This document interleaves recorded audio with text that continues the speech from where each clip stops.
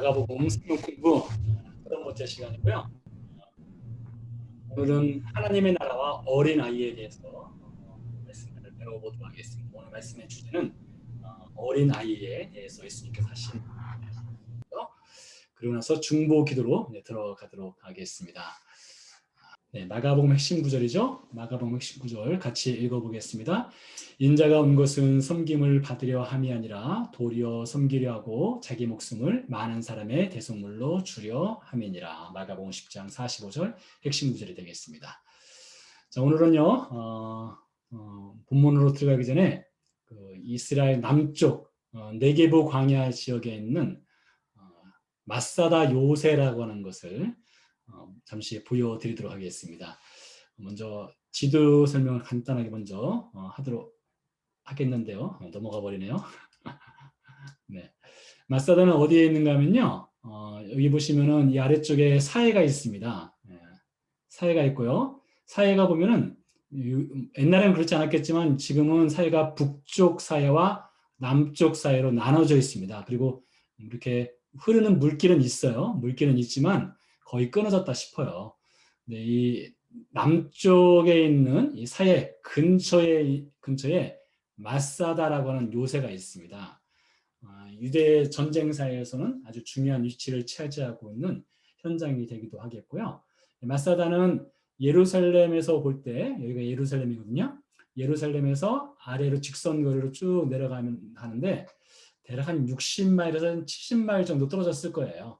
60에서 70마일 떨어진 현장이고요.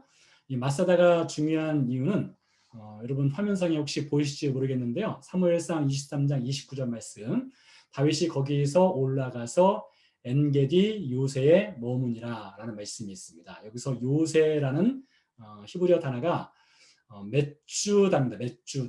მეტ주다에서 파생된 단어가 마사다가 되겠습니다. 그래서 다윗이 사울을 피해서 숨어 지내던 현장 중에 하나가 마사다였을 가능성이 있겠는데요. 제가 화살표로 이렇게 마우스로 표시하는 부분이 다윗이 숨어 지냈던 유대 광야 지역인데 그 중에서도 마사다라고 하는 것을 보도록 하겠습니다.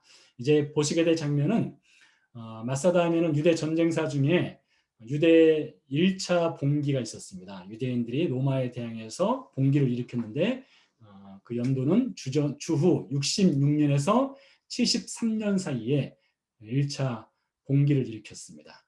그래서 그 당시 베시피안이라고 하는 군대 장관과 그리고 여러분 이름 들어보셨을 텐데요. 타이투스, 우리는 보통 티토 장군이라고 하죠.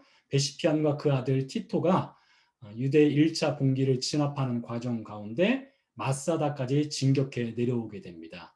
당시 마사다에는 유대인들이 약 900여 명 정도의 유대인들이 마사다에 진을 치고 최후의 결전을 벌이게 되죠.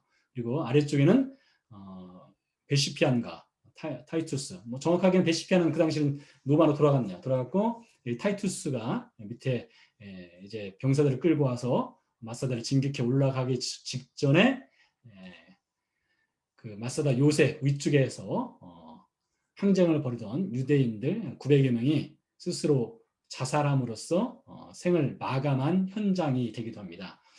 그 현장을 이제 보도록 하겠습니다. 성경 시대 당시에는 다윗과 관련이 있고요. 유대 전쟁사로 볼 때는 유대 1차 봉기 AD 66년에서 73년 사이에 있었던 전쟁과 관련된 현장이 되겠습니다. 자, 이제 마사다를 보시게 되겠는데 잠시 멈추겠습니다. 여기 밑에 보시면은 이렇게 돌무더기들이 이렇게 쭉 쌓여 있는 것을 볼 수 있어요.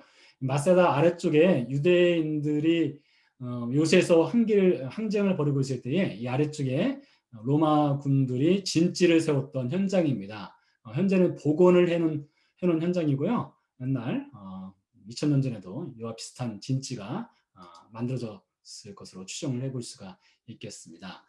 자, 마사다를 이 뒤편에서 보고 있는 것이 되겠는데요. 잠시 멈추겠습니다. 여기가 마사다 꼭대기고요. 상당히 높습니다. 높고 사해를 기점으로 할 때는 미터로 할 때는 약 400m 위쪽에 있습니다. 그리고 제 지금 기억이 맞다면은 이 동서 길이가 대략 600m가 될 거예요. 600m. 상당히 깁니다. 그리고 여기 보시면 이 아래쪽에 램프가 하나 보입니다. 이 램프가 이렇게 사람들이 올라갈 수 있는 길목이거든요. 이 학자들의 견해는 뭐 여러 가지 논쟁이 있지만 다수의 견해는 무엇인가면 이 램프가 원래는 없었다는 것입니다. 원래는 램프가 없이 이 까까지르트단 절벽이었는데 로마 군병들이 이 마사다 위에서 항쟁을 벌이고 있는 유대인들을 멸하기 위해서, 공격하기 위해서 이제 진지를, 램프를 이렇게 쌓아 올렸다는 것이죠. 산등성이를요. 인공 산등성이를 쌓아 올리고 이제 공격을 하려고 했는데 하기 전날 밤 유대인들이 스스로 자결을 했다라는 요세푸스라고 하는 역사가의 증언이 있기도 합니다. 그래서 여기 보시는 것은 인위적으로 로마 군병들이 유대 노예들을 동원해서 쌓아 올린 램프가 되겠습니다. 자, 계속해서 보도록 할까요? 자, 또 한번 멈추겠습니다. 이제 보시면요, 여기는 동쪽인데요. 여기는 3층으로 된 별장입니다. 누구 별장인가 하면 헤롯이라고 하는 왕이 있었습니다. 여러분 잘 아시는 예수님이 태어났을 때 예수님을 죽이려고 했던 헤롯 대왕으로 알려진 인물이죠. 그 헤롯이 마사다에다가 자신의 별장과 함께 요새를 만들어 놓았습니다. 아마 만든 시기가 주전 29년쯤 될 거예요. 그때쯤에 이 헤롯이 이 마사다 이 네게브 광야 지역에 요새를 만들어 놓았고 그것을 훗날 유대 봉기를 일으켰던 유대인들이 사용을 하게 되었죠. 헤롯의 별장을 보시고 있는 것이 되겠고요. 멀리서 조망하는 것이 되겠습니다. 아래측에서 볼 때는 약 400m 높은 곳에 있고요. 자, 헤롯의 별장을 다시 보시고 이제 산 위쪽을 정상을 보도록 하겠습니다. 여기에 뭐 개인 목욕탕도 있고요, 공중 목욕탕도 있습니다. 네, 여기가 바로 공중 목욕탕이 있는 곳입니다. 옛날에도 다 찜질 로마식 목욕탕 하면 아주 유명한데요. 이 찜질방도 있었고요, 냉탕도 있었고 온탕도 있었습니다. 네, 여기가 정상이 되겠습니다. 정상이 되겠고요. 여기 보시면은 뭐 무너진 터들이 보이는데 여기는 곡식 창고입니다. 헤롯이 이곳에다 곡식 창고도 만들어놨고요, 물을 저장할 수 있는 물 저장 탱크도 만들어 놨습니다. 이 산은 이 유대 광야 아래쪽 네게브 광야 같은 경우는 비가 별로 내리지 않거든요. 우기철에 잠깐 내리게 되는데 우기철에 내리는 그 비를 모아서 여름철에 사용할 수 있도록 물 저장 창고를 곳곳에 만들어 놓은 현장도 직접 가서 보면은 또 눈으로 확인할 수가 있는 현장이 되겠습니다. 저 멀리 보시는 것은 사해가 되겠습니다. 사해. 이가 바로 마사다가 되겠고요. 다윗이 숨어 지냈던 요새 중에 한 곳으로 추정을 해볼 수 있는 곳이 되겠습니다. 네, 이렇게 마사다를 보았고요. 자, 오늘 본문은 짧기 때문에 본문 말씀은 우리 같이 읽어보도록 하겠습니다. 같이 읽겠습니다. 사람들이 예수께서 만져주심을 바라고 어린 아이들을 데리고 오매 제자들이 꾸짖건을 예수께서 보시고 노하시어 이르시되 어린 아이들이 내게 오는 것을 용납하고 금하지 말라. 하나님의 나라가 이런 자의 것이니라. 내가 진실로 너희에게 이르노니 누구든지 하나님의 나라를 어린아이와 같이 받들지 않는 자는 결단코 그곳에 들어가지 못하리라 하시고 그 어린아이들을 안고 그들 위에 안수하시고 축복하시니라. 마가복음 10장 13절에서 16절까지 말씀인데요. 예수님 시대 당시에는요. 잠깐만요. 이게 안 넘어가나요? 다시 껐다 켜보겠습니다. 예.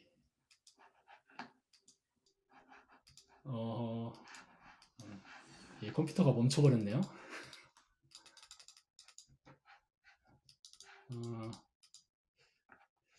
혹시 제 목소리 들리세요? 들리시면 들리신다고 말씀해 주시겠어요?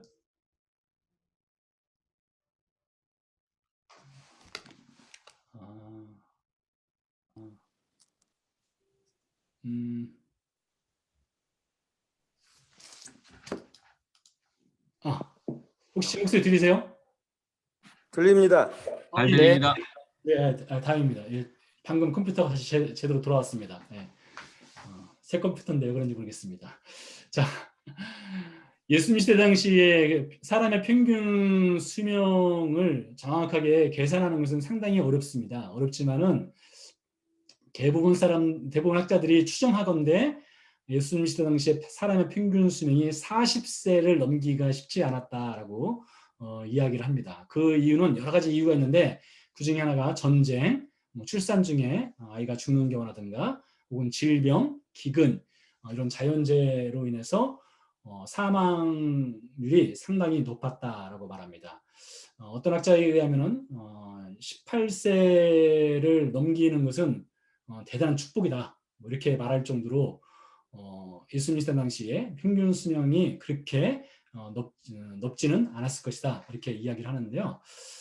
그래서 40세, 어떤 학자는 50세 이 정도를 평균 수명으로 봅니다. 뭐 오늘날도 보면은 나라에 따라서 생활 수준과 그 기후에 따라서 사람들의 평균 수명 자체가 상당히 큰 차이점을 보이고 있는 것을 또 우리가 알 수 있죠.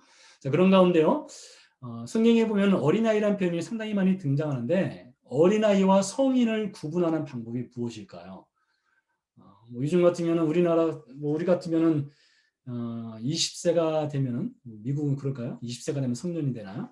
성년식이 있고 또 성년으로 취급받지만은 성령시대 당시에는 어떻게 어린아이와 성인을 구분할까요? 성경에 보면은 어린아이라는 표현이 상당히 많이 등장을 하는데요.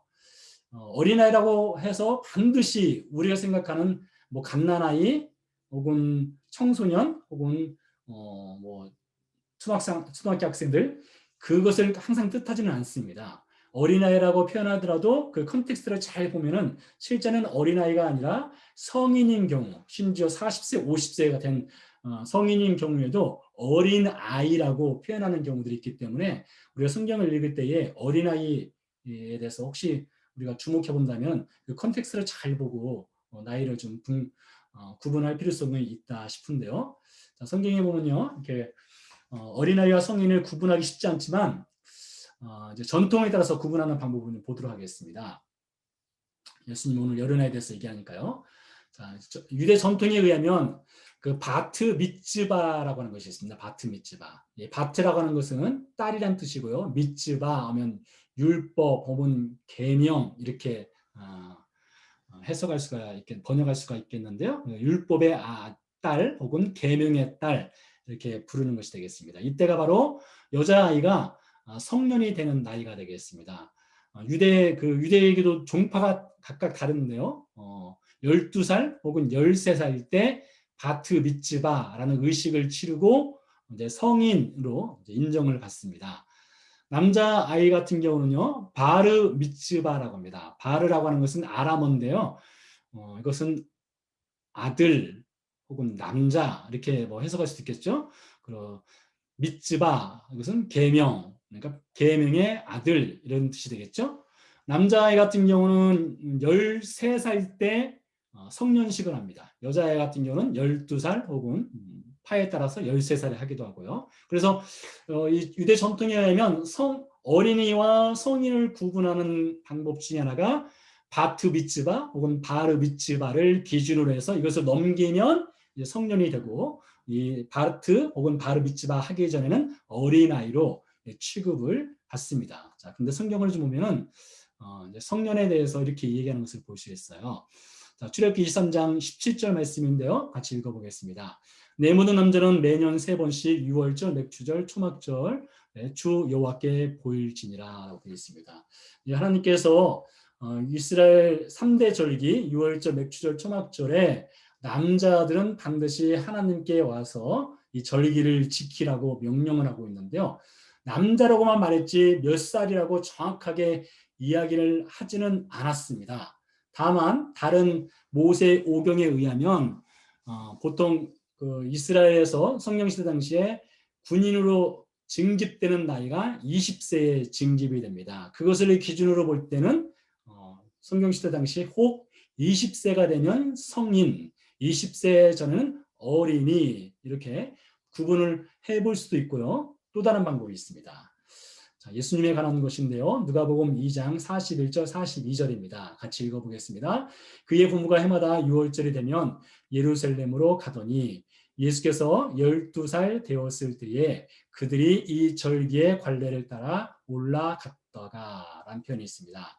자, 6월절 출애굽기 23장에서 명한 절기 중에 하나죠. 이때 모든 남자는 여호와께 올라가 절기를 지키라고 되어 있는데 예수님 시대 당시에 보니까 예수님이 12살 됐을 때에 이 절기, 즉 6월절의 관례를 따라 예루살렘에 올라가서 절기를 지킨 것을 볼 수 있습니다. 자, 그렇다면 이것을 통해서 추정컨대 예수님 시대 당시에 어린이와 성인을 구분하는 것은 12살이었지 않았을까, 이런 생각을 또 할 수가 있겠습니다. 그래서 정리하면은 성경을 제외한 유대 전통에 따르면 바트 미츠바 혹은 바르 미츠바라고 해서 성년식, 남자애 같은 경우는 13살, 여자애는 12살, 13살이 되면 어린이에서 성인으로 취급받고요.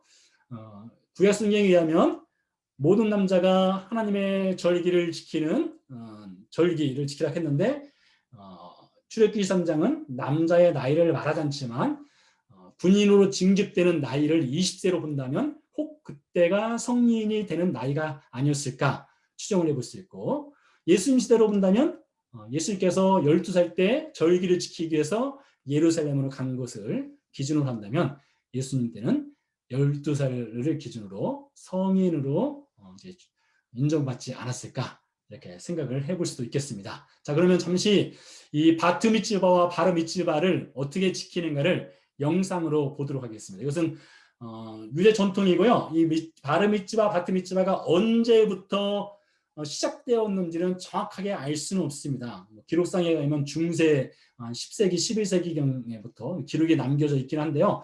아마 그 전에도 지켰겠으나 정확하게 언제부터 출발했는지는 알 수 없습니다.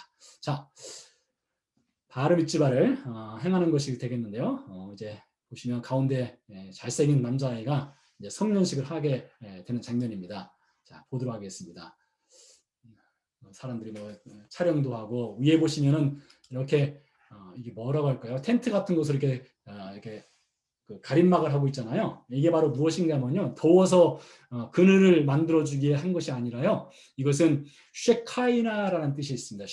쉐카이나는 하나님의 영광의 임재라는 뜻이 있습니다. 하나님의 영광의 임재가 지금 이 자리에 함께 하고 있다라는 뜻을 갖고 있는 쉐카이나를 뜻하는 장막이 되겠습니다. 자, 이렇게 바르 미츠바를 하고 사람들이 축복을 하고 축하하는 가운데 아이가 지금 손에 들고 가는 것이 무엇인가 하면 토라입니다. 토라를 들고 가고 있죠. 이렇게 바르 미츠바를 하고요.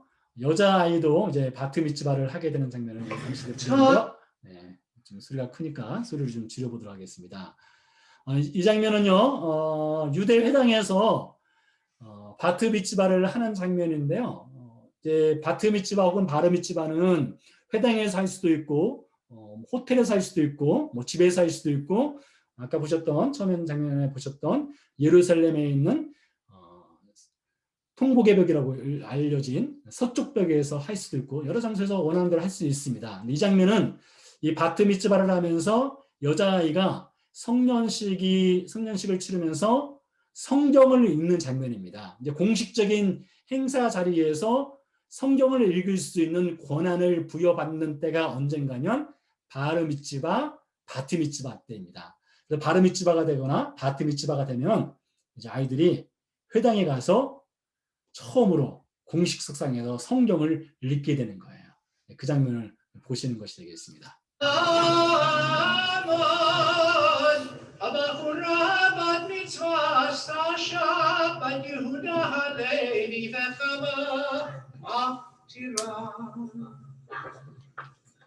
Baruch et Adonai Hamarach. Baruch Adonai Hamarach le'olam va'ed. Baruch Adonai Hamarach le'olam va'ed. Baruch atah Adonai Eloheinu melech ha'olam asher bachar banu mikol ha'amim v'na'atan lanu et torato. Baruch atah Adonai noten ha'torah. 네, 아멘이란 말은 우리가 다 알아들을 수 있죠. 이 친구 이름이 샤샤라고 하는 친구인데요. 이 친구가 이제 성년이 되면서 성경을 공식 석상에서 읽는 겁니다. 그러니까 여러분, 이 성경을 읽는 이 장면을 녹화도 하지만은 평생 잊을 수 없는 특별한 성년식을 행하는 장면이죠. 오늘날 유대인들이 이렇게 이 성년식을 아주 거창하게 행함으로써 아이에게 잊을 수 없는 추억을 만들어 주기도 합니다. 자, 그래서 성경에 보면은 우리가 저도 오늘 이 말씀을 준비하면서 제가 성경에 나오는 어린아이들에 대한 그 어른들의 대우, 어린아이들의 그 삶의 위치에 대해서 저는 성경에서 그 어린아이는 숫자로 어린아이와 여인은 숫자를 셀 때에 숫자에 들어가지도 않는 존재, 그러니까 있으나 마나한 존재, 이렇게 생각을 했고 저도 뭐 그렇겠다 싶었는데 이렇게 말씀을 준비하다 보니까 사실은 그렇지 않더라고요. 성경도 그렇고 유대 전통에도 보면 어린아이에 대한 그 대우가 어린아이를 굉장히 존중합니다. 존중하고 어린아이의 인격이라든가 어린아이를 축복하는 것이라든가 그런 것들이 성경과 유대 전통에 많이 있어요. 그래서 잠시 그것을 좀 보도록 하겠는데요. 여러분 지금 제가 그림을 몇 장을 준비했는가 하면 9장을 준비했네요. 그림을 혹시 컴퓨터 화면으로 보시는 분들은 이제 보기만 해도 누군지 알 수 있을 것 같네요. 여러분 한번 맞춰보시기 바랍니다. 첫 번째 누구일까요? 양이 보이고 그리고 목동이 보이죠. 다윗입니다. 다윗. 네. 성경에 보면 다윗이 어릴 때에 목동으로 일하던 장면을 성경에서 이야기하고 있죠. 자, 두 번째 장면을 볼까요? 여러분 누구인 것 같습니까? 갈대 상자에 아이가 있고요. 뒤쪽으로 여자 아이가 있습니다. 모세의 누나 미리암입니다. 미리암은 몇 살이었을까요? 정확하게 알 수는 없습니다. 모세보다 아론이 3살 많았거든요. 모세가 태어났을 때 아론은 3살이었고요. 아마 아론보다 미리암이 누나였는데 뭐 유대 전통에 의하면 모세보다 7살 더 많았다 이렇게 이야기하는데요. 많으면 얼마나 많았겠습니까? 아주 어린 여자 아이였을 것 같아요. 성경에 미리암에 관한 이야기가 나오죠. 미리암 때문에 모세가 살지 않습니까? 또 누구입니까? 음식을 거부하는 장면이 나오죠. 4명의 청소년이 등장을 하고 있습니다. 다니엘과 사드락과 메삭과 아벳느고 이야기, 유대 청소년 이야기도 이렇게 등장하는 것을 볼 수 있고요. 네, 보니까 지금 한 사람을 물 구덩이 같은 곳에 집어 던져 넣는 장면이 보이고 있는데요. 누구 얘기죠? 네, 요셉 이야기죠. 네, 이것은 요셉은 17살 때의 사건입니다. 어린아이라고 볼 수 없는 청소년 사건. 요셉 이야기도 볼 수 있고요. 네, 다음 장면은 어떤 장면일까요? 제사장이 보이고요. 어머니가 보이고 어린 아이가 보입니다. 네, 이것은 누구일까요? 네, 사무엘입니다. 사무엘. 네. 사무엘이 엄마 젖을 떼고 나서 엘리 제사장에게 보냄을 받죠. 그래서 아마 그때 당시 사무엘의 나이가 대략 뭐 엄마 젖 떼고 올라갔으니까 5살, 6살 뭐 그때쯤 많아야 되지 않았을까 이렇게 생각되기도 합니다. 자, 이 장면은 누구일까요? 낙타들이 보이고요. 남자가 앉아 있고 여인이 물을 길러서 낙타에게 물을 먹여주는 장면입니다. 누구일까요? 네, 리브가입니다. 여러분 참고로 낙타가 한번 물을 마시기 시작하면요. 몇 리터를 마시는가 하면 대략 200리터, 대략 50갤론 정도의 물을 마십니다. 그러니까 그 당시에 그 하란 땅으로 갔던 아브라함의 종 엘리에셀이 낙타를 10마리를 끌고 갔습니다. 리브가가 낙타에게 물을 다 마시기까지 엘리에셀이 기다렸습니다. 한번 계산을 해보시기 바랍니다. 낙타 10마리가 한 마리당 50갤론씩 물을 마신다 하면 500갤론의 물을 마시는 것이 되겠죠. 리브가가 엄청난 장사였어야만 할 것 같습니다.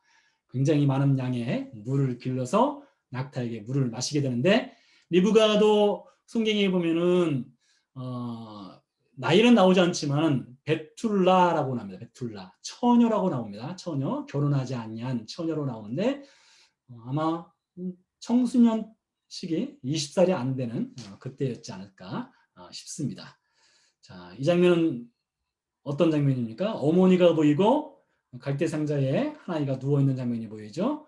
아마 성경에 등장하는 아이들 중에 제일 어린 아이 때의 모습이지 않았을까 이렇게 생각이 되는데요. 누구입니까? 네, 모세죠. 3개월이 되었을 때 어머니 요게벳이 모세를 이집트의 나일강에 띄우는 장면이죠. 다음 장면입니다. 누구입니까? 아브람과 아들 이삭입니다. 아마 제가 지금까지 보여드리는 성경에 나오는 어린아이 혹은 청소년 중에서 제일 나이가 많은 아이라고 불렸던 사람이 이삭이지 않았을까 싶습니다. 일전에 설교 때도 말씀드렸지만 이삭의 나이는 최대 37살이 되었을 가능성이 있습니다. 37살 혹은 그보다 약간 적었을 가능성이 있어요. 자, 그렇지만 사진이 잘못됐네요. 네? 사진이 잘못됐네요. 그렇죠. 사진이 잘못된 그렇죠. 그래서 그렇지만 성경에서는 이삭을 아이라고 불렀습니다. 아버지가 사실 저희 어머니도 저한테 뭐 제가 나이가 50이 됐지만은 어머니 입장에서는 저는 항상 아이죠. 자, 마지막 장면을 보도록 하겠습니다. 누굽니까? 네, 예수님이시죠. 예수님과 마리아와 요셉이 보이고 요셉이 예수님께 목공일을 가르치는 장면이 나오고 있는데요. 예수님이 12살 됐을 때까지는 성경에 기록되어 있습니다. 그 후로는 이제 성경에 기록되어 있지 않다가 공생애 때 다시 기록이 되게 되는 것을 볼 수 있는데요. 예수님의 청소년 시기 또 혹은 어린아이 시기를 또 볼 수 있는 장면입니다. 자, 이렇게 성경에 보면은 우리가 혹시 뭐 생각했을 수 있겠지만 많은 아이들에 관한 이야기 혹은 청소년에 관한 이야기들이 성경에 기록이 되어 있고요. 탈무드를 잠시 보도록 하겠습니다. 탈무드에 보니까 이런 말이 있어요. 어린 시절은 장미로 만든 화관과 같다. 장미로 만든 화관과 같은 시기, 아주 아름다운 시기라고 하는 것이죠. 그러면서 탈무드에 보니까 또 이런 얘기가 있네요. 같이 읽어볼까요? 어린아이들은 선과 악을 구분할 수 없으므로 부모입니다. 부모가 아이에게 선악을 가르칠 책임이 있다라고 말하고 있기도 합니다. 부모가 아이에게 선악을 가르칠 책임이 있다라고 말하는데 이것은 성경에 나와 있기도 합니다. 신명기 11장 18절 말씀인데요. 같이 읽어보겠습니다. 또 그것, 즉 율법이죠. 율법을 너희 자녀에게 가르치며 집에 앉아 있을 때이든지 일어날 때든지 이 말씀을 강론하고, 즉 가르치라는 것이죠. 부모의 책임이라는 것이에요. 또 하나를 더 볼까요? 잠언서 1장 8절 말씀입니다. 내 아들아 내 아비의 훈계를 들으며 내 어미의 법을 떠나지 말라라고 되어 있습니다. 이렇게 성경에서는 아이들을 훈육을 하는 것도 있고 또 아이들에 대해서 장미의 화관과 같다라고 아이들을 존중하는 장면도 이렇게 볼 수 있는데요.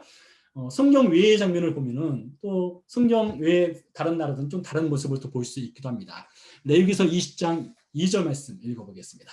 너는 이스라엘 자손에게 또 이르라. 그가 이스라엘 자손이든지 이스라엘에 거류하는 거류민이든지 그의 자식을 몰렉에게 주면 반드시 죽이되 그 지방 사람이 돌로 칠 것이요.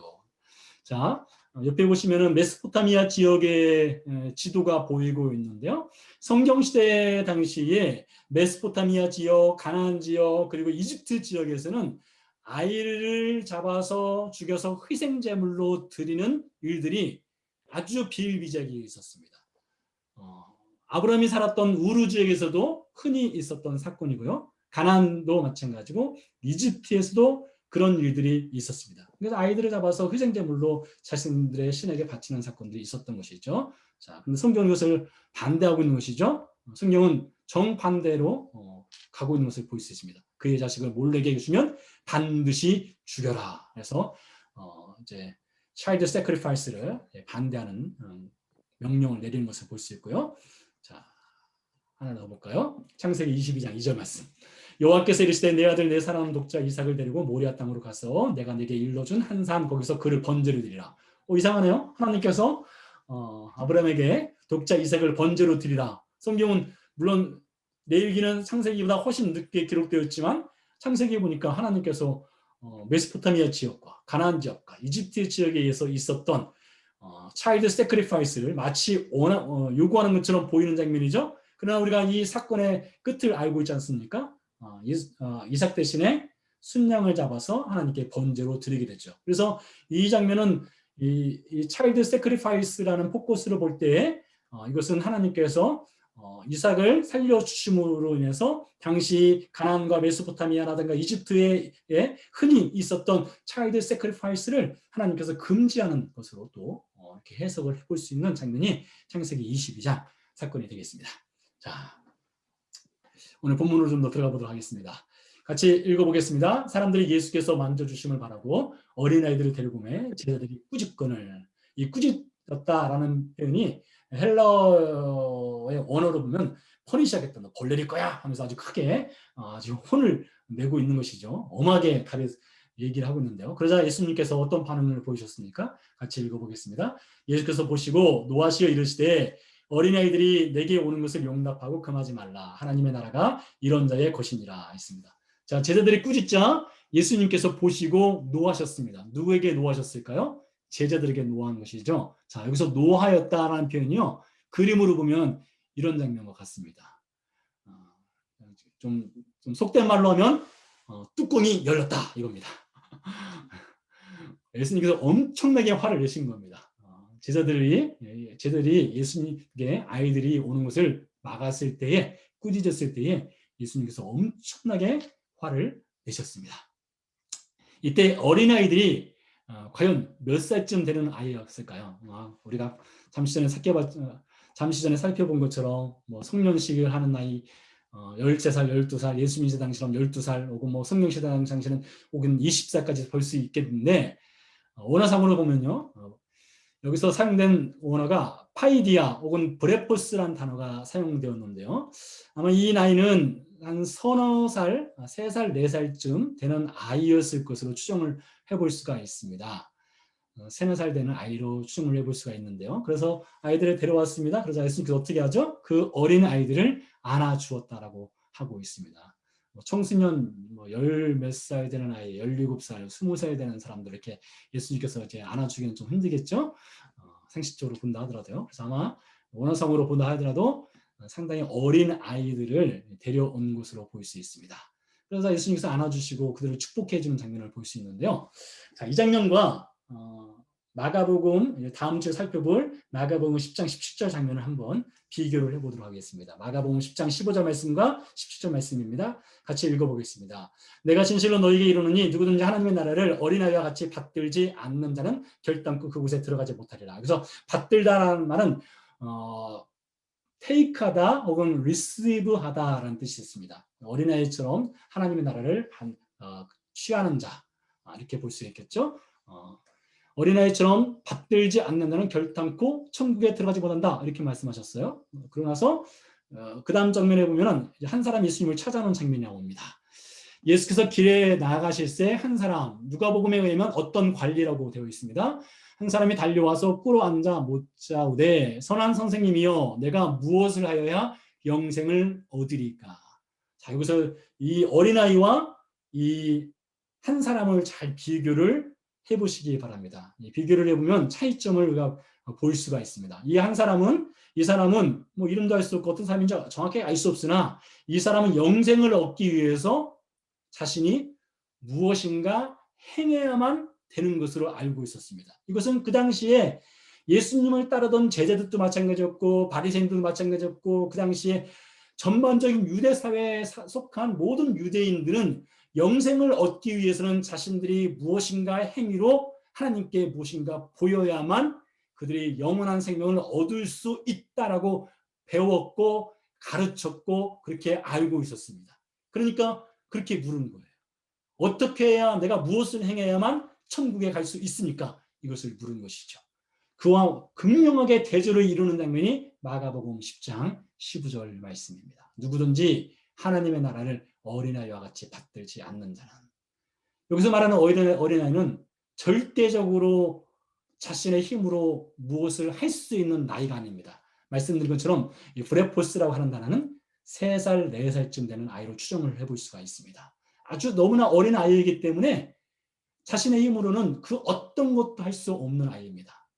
도표를 그려보면 이겁니다. 하나님의 나라는요, 예수님께서 이 어린아이를 통해서 알려주는 것이 무엇인가 하면 그 당시 유대 사회에 전반적으로 하나님의 나라를 들어가기 위해서는 무엇인가 행해야만 들어갈 수 있다라고 믿고 따르는 제자들, 가르치는 바리새인들, 그렇게 알고 있는 유대인들에게 예수님은 그 어린아이를 통해서 하나님의 나라는 어떻게 들어갈 수 있느냐? 전적인 하나님의 은혜로만 하나님의 나라에 들어갈 수 있다. 무엇을 행해야 들어가는 것이 아니라 하나님의 전적인 은혜로만이 하나님의 나라에 들어갈 수 있다라고 하는 것을 제자들과 그 자리에 있던 유대인들과 또 그것을 가르치는 이 바리새인들에게 예수님이 가르쳐 주신 장면이 되겠습니다. 네, 이것이 오늘의 키포인트가 되겠습니다.